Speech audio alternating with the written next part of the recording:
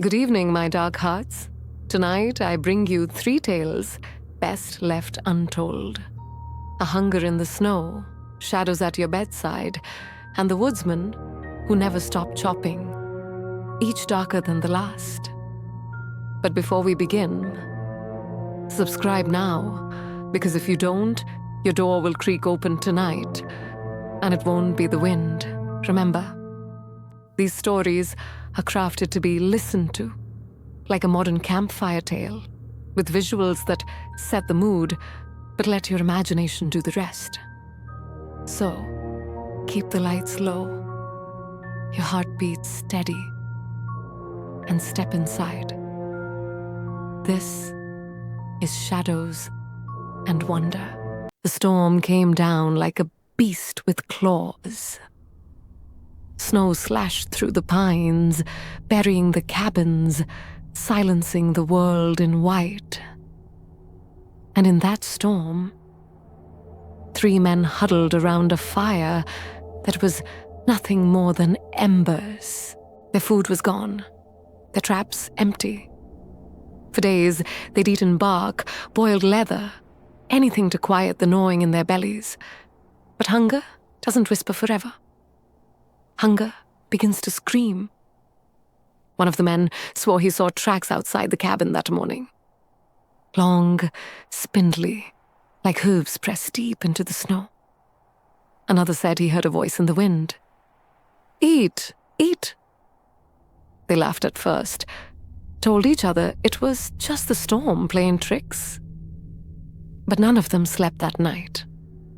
And when the youngest man woke screaming, clutching his stomach, eyes sunken and wild, they knew the old stories weren't just stories. They knew the Wendigo was near.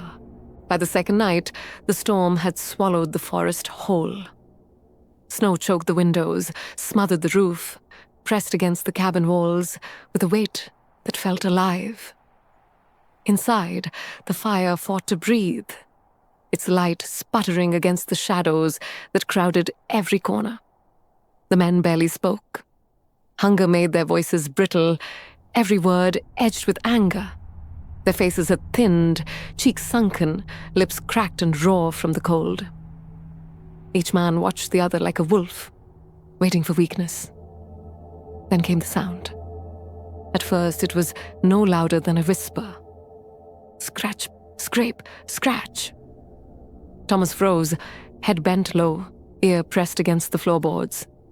His breath caught in the air, a pale ghost in the firelight. "Something's under us," he whispered. The others shook their heads, forcing laughter that didn't belong. But when they turned toward the door, the laughter died, carved into the wood.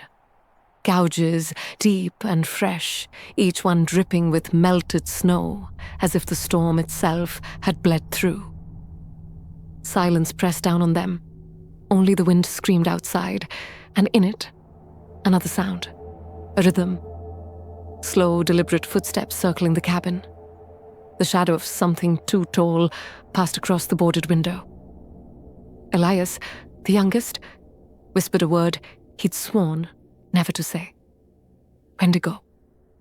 He said his grandmother told him of a spirit born from hunger, a spirit that fed on flesh until the flesh became its own. He said once it chose you, it would never stop. The others told him to shut his mouth, but they couldn't shut their ears. In the howl of the storm, in the rattle of the walls, they all heard it. Come out, come out. Feed. They shoved their meager furniture against the door, stoked the fire until the cabin filled with smoke, coughing, eyes burning. Still, they could feel it outside, a weight against the walls, circling, waiting. Hours bled into days. The storm never broke. The sky remained black, the sun swallowed whole. They stopped counting time. Sleep came in broken pieces, haunted by the sound of fingernails on glass. On the third night, Elias swore he saw a face in the frost. 2 hollow eyes pressed to the window, wide and glowing, watching. He screamed until the others dragged him back from the sill, but the frost on the glass remained. Long streaks where something had been breathing. Their hunger grew unbearable. They chewed leather straps, scraped frost from the beams, sucked on splinters of wood for moisture. But every swallow felt thinner, every breath harder. And with each shiver of the walls, with each groan of the timbers, they could feel the thing outside. It was waiting for them to starve. It was waiting for them to open the door. By the fourth night, something was scratching at the windows. By the fifth night, the cabin no longer felt like shelter. The walls seemed to breathe with the storm, groaning and bending under its weight. The fire had shrunk to a quivering glow, no more than the ember of a dying candle. The men huddled in silence, but silence was no safety. Every few minutes came the sound. A creak in the rafters, a crunch in the snow, the long rasp of nails dragging across wood. The Wendigo did not need to strike. It only needed to remind them. It was still there. Then, it happened. One of them, the oldest, Samuel, simply vanished. His bedroll still warm, his rifle leaning against the wall. No door opened, no window broke, only a dark smear across the floorboards that led to the wall and stopped, as if the man had been pulled through the timber itself. The others tore at the boards in madness, finding nothing but frozen wood. But outside, in the storm, they swore they heard Samuel's voice, screaming, breaking, and then snapping into laughter that was not his own. Elias curled into himself, muttering prayers, rocking back and forth. But the prayers twisted in his throat, changing into something else. His teeth chattered, not from cold, but from hunger. Thomas watched as Elias's skin stretched tighter across his face, his cheekbones jutting sharp as knives. His eyes rolled back, then snapped open, glowing faintly in the firelight. A crack split the silence, not wood this time, but bone. His spine lengthened, ribs protruding as if trying to claw free from his chest. "It's in him," Thomas whispered. "God help us. It's inside him already." Elias lifted his head. His breath came out in clouds, thick and black, curling like smoke. From his skull, the first jagged edge of antlers began to push through the skin, dripping blood down his forehead. His mouth split wide, far too wide, revealing a throat that growled with hunger, not his own. The Wendigo had chosen its vessel, and now it wanted more. The Wendigo did not stop when the screaming ended. It tore them apart long after life had left their eyes. Thomas's body was ripped into halves, his insides steaming in the frozen air as the creature shoveled fistfuls of blood-soaked entrails into its gaping maw. John's head struck the wall with a sickening crack, then rolled across the floor, eyes still open, mouth frozen mid-scream. The Wendigo plugged it up with clawed fingers, gnawing at the face until the skull split apart in its jaws. Blood splattered the beams, dripped down the frost-laced walls, pooled across the floor in slick, glistening rivers. The cabin was no longer wood and nails. It was a slaughterhouse. With every bite, the monster grew louder, snarling and shrieking, a chorus of voices rising from its throat. Dozens, hundreds. Every victim it had ever devoured, screaming in unison, their agony pouring into the storm. It flung what was left of the men into the fire, their bodies popping and crackling, filling the cabin with the stench of charred flesh. The walls rattled, the roof bowed. Blood hissed as it steamed on the burning logs, And when there was nothing left to tear, the Wendigo knelt in the red-soaked snow, clawing at the remains, cracking bones, sucking marrow, chewing lungs and sinew like gristle from a feast. Its claws scraped the floor, its antlers gouged the rafters, its teeth snapped through bone with a sound that echoed across the wilderness. Then, silence. The Wendigo rose, slick with gore, dripping with the shredded remains of men. Its glowing eyes turned toward the door. It walked into the storm, dragging blood across the snow, leaving behind a cabin painted in human ruin. And as the blizzard swallowed it whole, the wind carried a single word, whispered in 100 stolen voices. Hunger. And for our next story, if your dark heart can handle it, some horrors stalk in silence, waiting in the corners of our rooms. Others don't wait at all. They hunt in the open, driven by a hunger that never ends. If the shadows don't claim you tonight, then pray you never cross paths with what comes next. You wake up in the middle of the night. No sound, no reason. Just the sense that something is wrong. The room feels colder, heavier. And when your eyes adjust, you see it. A shape darker than the dark itself, standing in the corner. At first, you tell yourself it's nothing, a trick of the light. But the longer you stare, the more it moves. Subtle at first, the tilt of a head, the shift of shoulders, and then you realize it's watching you. You shut your eyes, pretend to sleep, but the weight in the room grows thicker, pressing down on your chest until it's hard to breathe. And when you open your eyes again, it isn't in the corner anymore. It's at the foot of your bed. The shadow people don't break in. They don't knock. They just wait. And they only get closer. At first it looks still, a patch of darkness against the wall. But then, it sways. Not a full step, not a stride, just a slow, unnatural shift, side to side, like the room itself is breathing with it. And then, the eyes. Pale, lidless orbs that flicker open and shut, too slowly, too deliberately, blinking in time with your own racing pulse. Every time they close, you beg they'll stay shut. But they always open again. And every time they do, the figure is just a little nearer. The air grows heavy.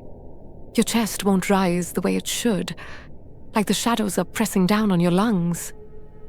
Your throat locks, and your heart pounds against your ribs hard enough to hurt.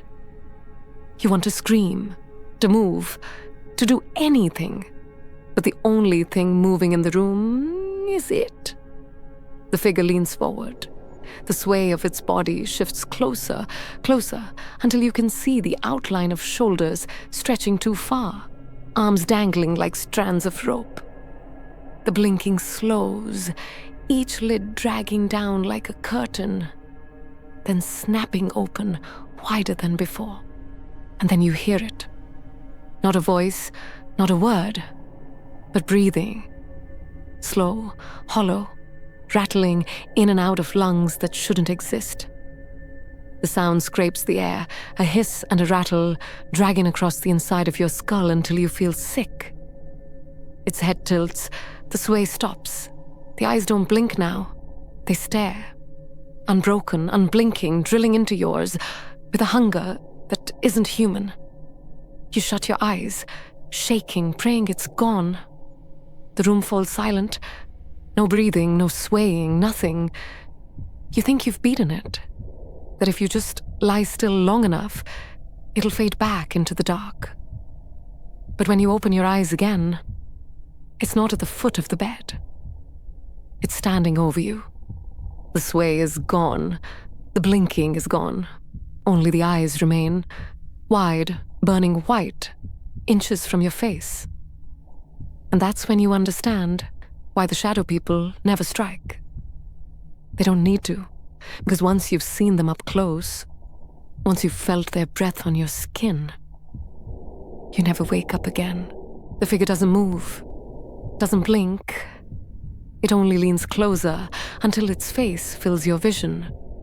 Nothing but blackness. Eyes like burning holes drilled straight through you. The weight on your chest crushes down, ribs straining, breath sputtering in shallow gasps. You try to scream, but your throat won't open. The sound dies inside you. Then the air shifts. From the corner of the room, more eyes flicker open. 1 pair, then 3, then 10. All blinking in perfect rhythm, staring, unblinking, feeding. The shadows drip from the ceiling, ooze from the walls, spill across the floor like ink flooding the room. You're drowning in them, every inch of you pinned, your heart pounding so hard it feels like it will tear itself apart. And in that moment, you know you're not alone. You never were. They've been here all along, watching every breath, every night, waiting for this moment. You're frozen. Your body won't answer you.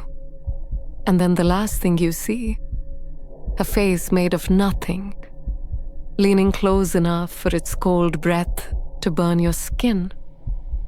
The shadow people don't take your body.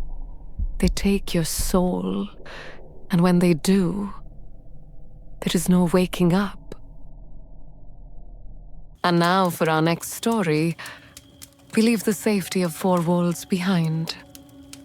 Out here, the shadows aren't your enemy. It's the man who waits in the trees. The one they call Uncle Istvan. They weren't from the town.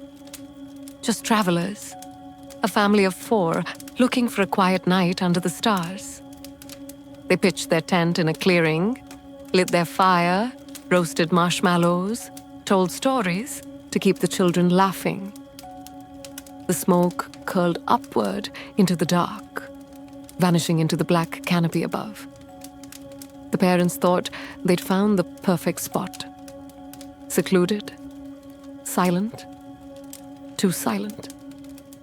They didn't know what the locals knew, that no one camped near the leaning cabin at the edge of the tree line. It stood half swallowed by moss, its roof caved in like a skull, windows blank and hollow as eyes. The wind never touched it. No birds nested on its beams. To the townsfolk, that cabin was more than abandoned. It was claimed. They called it Uncle Istvan's place. Once, he'd been a logger, a giant of a man who could split a tree with a single swing. But the forest had taken him in winter, crushed, buried, left beneath the weight of his own axe. The old people said the woods gave him back, twisted and vengeful. Now he walked only at night, dragging that rusted axe, the steel dripping blood that never froze. The family didn't know the stories, didn't hear the warnings whispered in town. So they built their fire bright, their laughter spilling into the trees. The sound carried farther than they realized.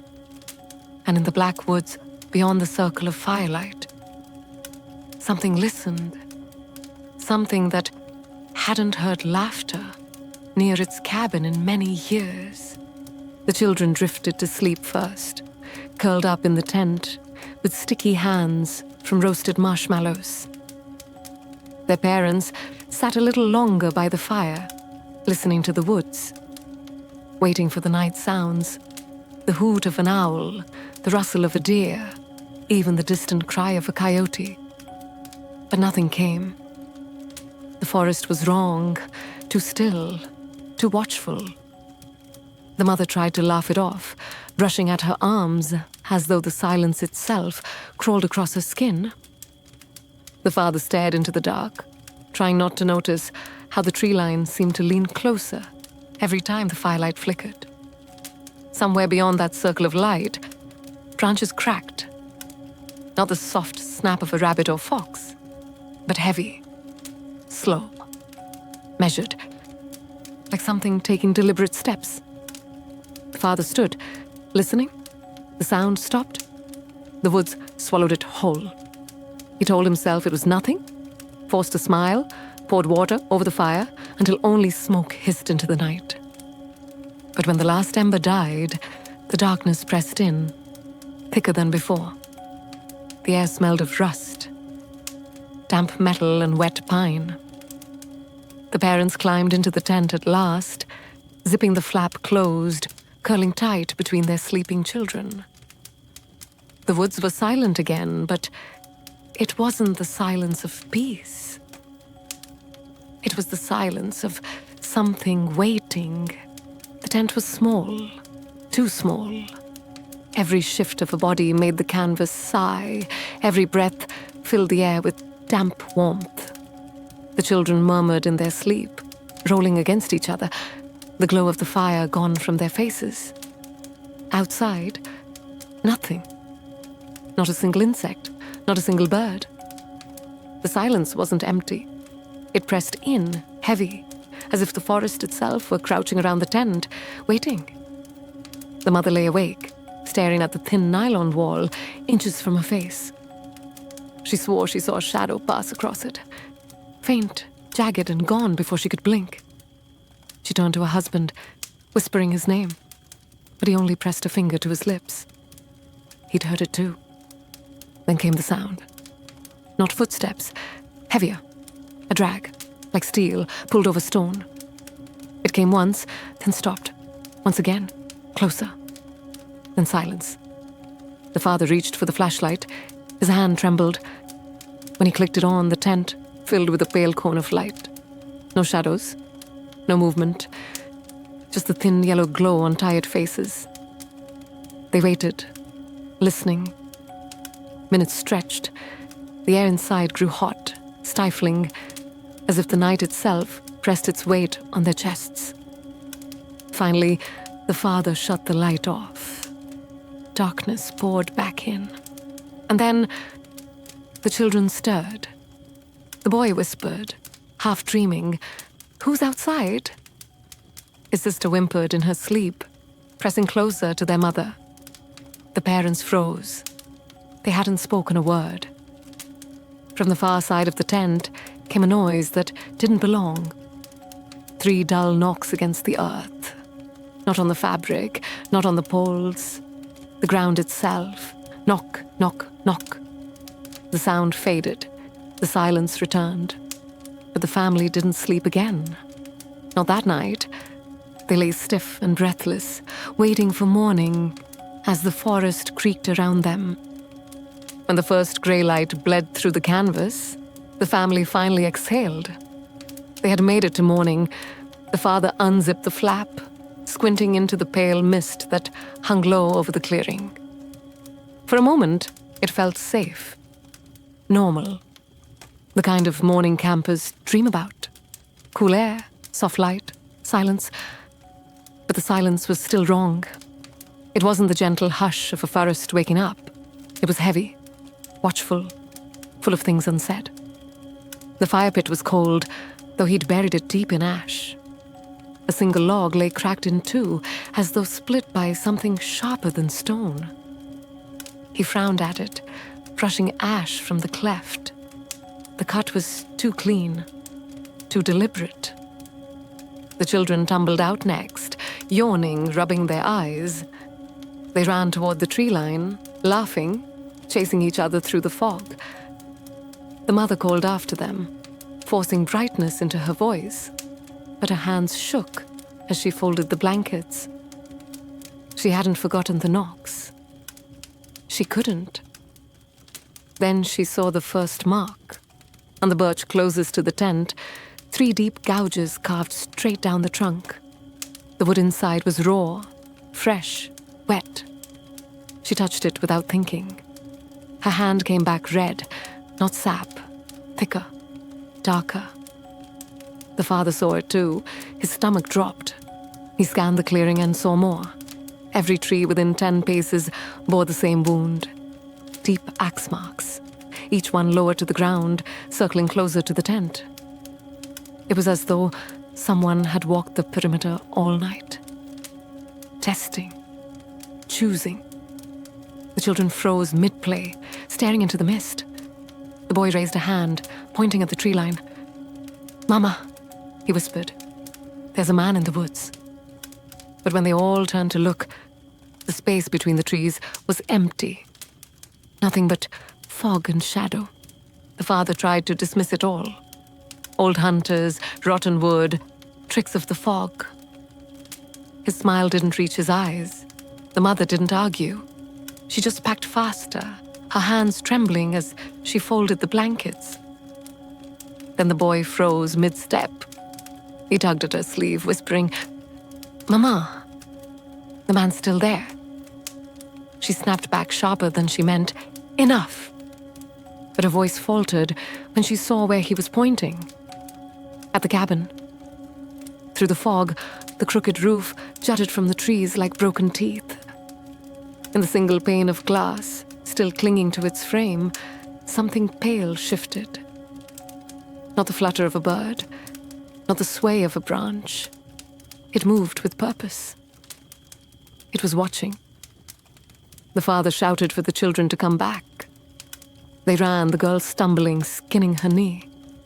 The mother scooped her up, but when she glanced down, the blood wasn't red. It smeared black across her hands, thick and metallic, stinking of iron. Before she could speak, the forest answered. Every tree in the clearing groaned at once, a deep thunder that shivered the earth.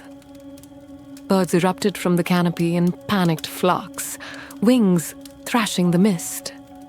The children clamped their hands over their ears, screaming. And then it stopped.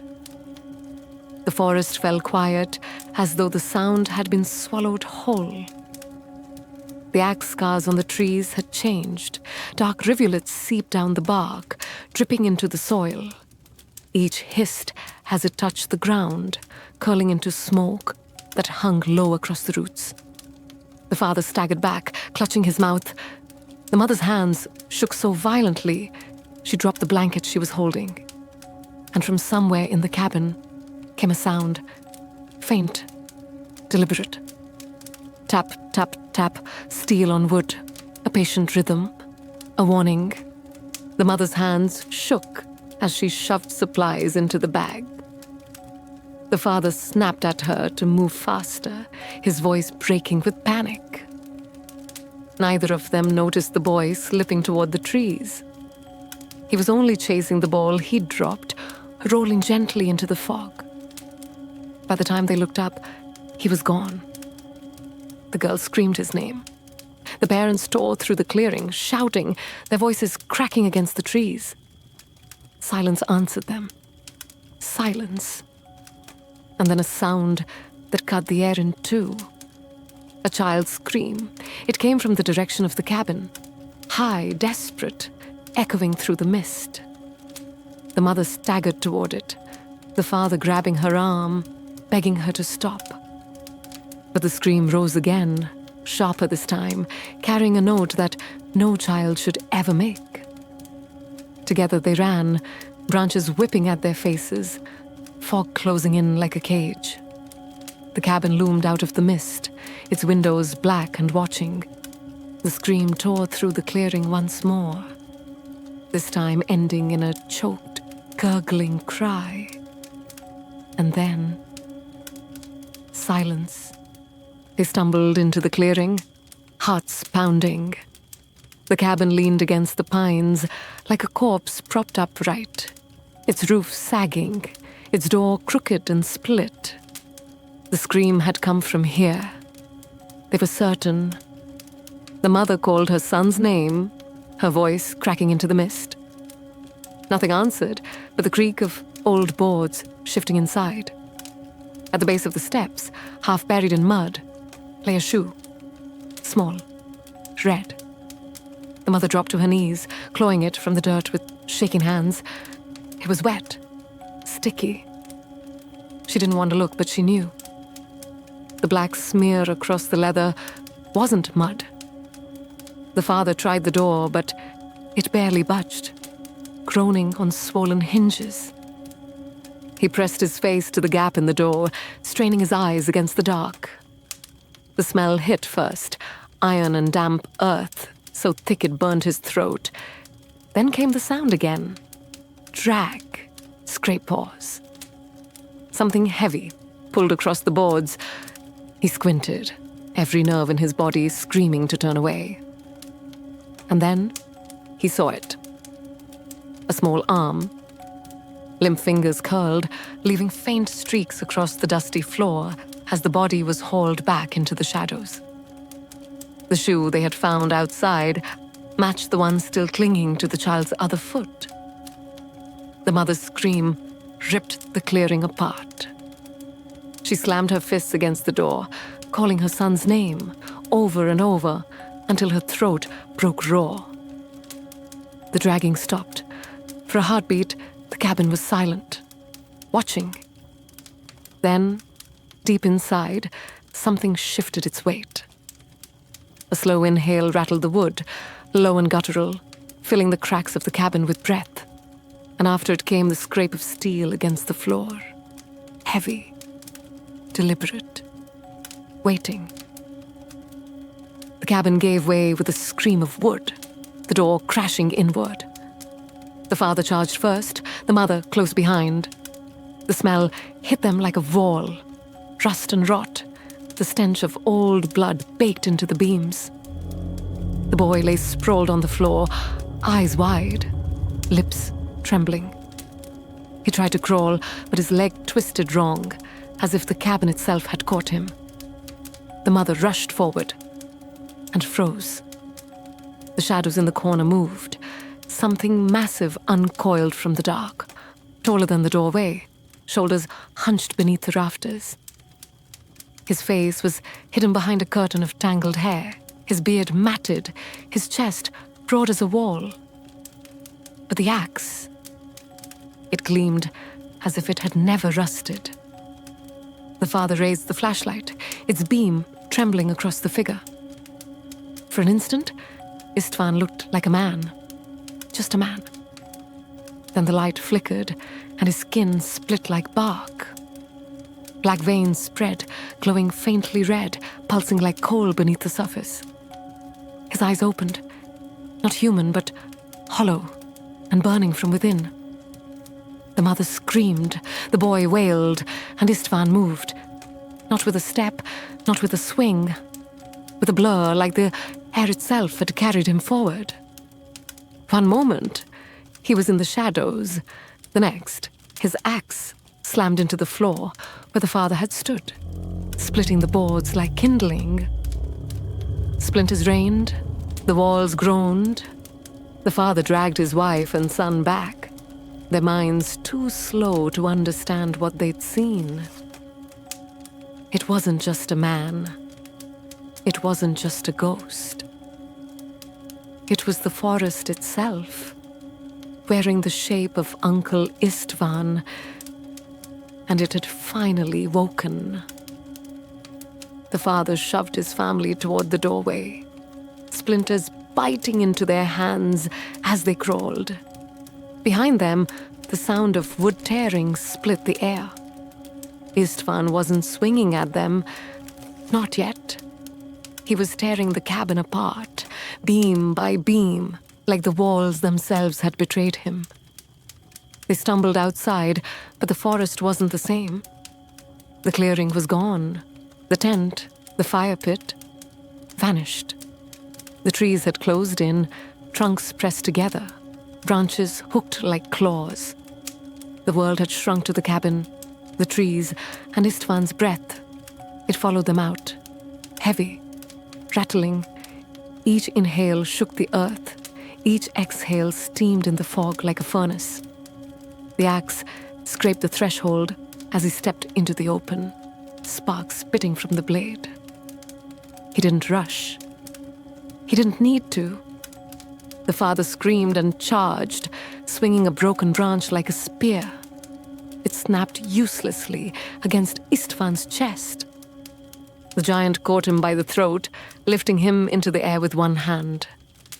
For a heartbeat, Istvan only stared, head tilted, studying him the way a woodsman studies a tree before the cut. Then he hurled him against a rotten beam. The man crumpled, coughing, scrambling to rise, but the axe was already coming down. Steel split him clean in two, the crack like timber, snapping in winter frost. His body folded, steaming blood, soaking the dirt. Istvan wrenched the blade free, ready to swing again. The mother screamed, dragging the children away, but the forest bent with them. Branches locked together, roots tangled at their feet. Every path circled them back to the cabin's shadow. Then the girl stopped screaming. She was staring ahead, trembling, her voice a whisper. "Mama, he's right there." The mother followed her gaze. At the doorway of the cabin, a figure stood in the dark. A child's silhouette, small, familiar. Her son, alive, reaching out, but the boy in her arms whimpered, clutching tighter, shaking his head. His lips moved against her ear, whispering, "Don't let him take me back." One in her arms, one in the cabin. Her breath broke, the weight of choice crushing her chest. Which was hers? Which was the forest's echo? Istvan's shadow rose behind the child in the doorway, axe in hand, taller than the cabin itself. His burning eyes locked on her as if daring her to choose. And then, with a swing of steel, the world split into screaming and silence. By morning, there was nothing left. No tent, no fire pit, no sign a family had ever been there. Only the cabin, sagging in the mist, its windows black as sockets. The townsfolk know better than to go near, but even from the road, they swear they've heard it. The cries of children, faint and broken, drifting from the trees. Some say the voices call for help, others say they're laughing. And when the wind carries just right, you can hear the drag of an axe between their screams. And so the fire dies, my dark hearts, but the woods never stay quiet for long. Tell me, which tale clung to you most tonight? Whisper it below, and let the others know you were here. Don't forget to subscribe, or the next knock at your door won't come from the living. Until we meet again, keep your candles lit, your shadows close, because this is Shadows and Wonder.